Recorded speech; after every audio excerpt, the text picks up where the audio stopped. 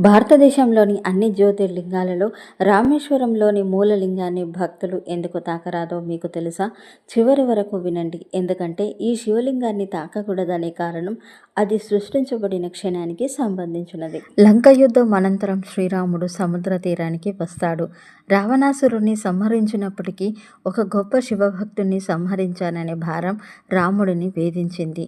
దోష నివృత్తి కోసం శివుడిని ఆరాధించాలని రాముడు అనుకుంటాడు. దానికోసం ఒక పవిత్రమైన శివలింగాన్ని తీసుకురమ్మని హనుమంతుడికి చెప్తాడు.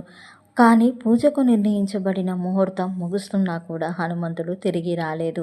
ఆ సమయంలో సీతాదేవి సముద్ర తీరంలోని తడి ఇసుకను తన చేతులతో తీసుకొని ఒక శివలింగాన్ని తయారు చేస్తుంది. సీతాదేవి తయారు చేసిన శివలింగానికి రాముడు ప్రాణప్రతిష్ఠ చేస్తాడు. ఆ క్షణం నుండే ఆ శివలింగం అత్యంత సున్నితమైంది, ఇంకా ప్రాణంతో నిండినదిగా భావించబడినది. సీతాదేవి చేతులతో తయారైన ఇసుకలింగానికి రాముడు స్వయంగా ప్రాణప్రతిష్ఠ చేయటం వలన దాన్ని కాపాడాల్సిన అవసరం ఏర్పడింది. అందుకే ఆ శివలింగాన్ని కేవలం శిక్షణ పొందిన అర్చకులకు మాత్రమే ఇచ్చారు. గర్భగుడిలోకి ప్రవేశించి అభిషేకం చేసే అనుమతి కేవలం అర్చకులకు మాత్రమే ఉండేది. భక్తులు ఎప్పుడూ గర్భగుడి వెలుపల నుంచే దర్శనం చేసుకునేవారు.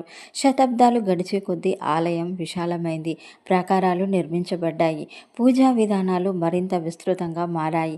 కానీ ఈ సాంప్రదాయం మాత్రం ఎప్పటికీ మారలేదు. భారతదేశంలోని ఇతర జ్యోతిర్లింగాలని భక్తులు తాకి స్వయంగా అభిషేకం చేసే సాంప్రదాయం ఉంది. కొన్ని చోట్ల అది నేటికి కొనసాగుతుంది. కానీ రామేశ్వరంలో మాత్రం భక్తులు శివలింగాన్ని తాకే ఆచారం ఎప్పుడూ లేదు. ఆది నుంచే మూలలింగం పూర్తిగా సురక్షితంగా ఉంచబడింది. ఆలయ అర్చకులు మాత్రమే దానిని స్పర్శించేవారు. ఇది భయం వల్ల కాదు, కఠిన నియమాల వల్ల కాదు, సీతాదేవి చేతులతో తయారైన రూపం కావటం, రాముడు ప్రాణప్రతిష్ఠ చేయటం వలన ఏర్పడిన పవిత్రతను యథాతథంగా కాపాడాలనే భావన మాత్రమే. 1000 ఏళ్లకు పైగా కాలం గడిచినా అదే సాంప్రదాయం అలాగే కొనసాగుతుంది. అందుకే రామేశ్వరం మాత్రమే భక్తులు మూల జ్యోతిర్లింగాన్ని తాకకూడదు అని చెప్పే ఏకైక క్షేత్రం.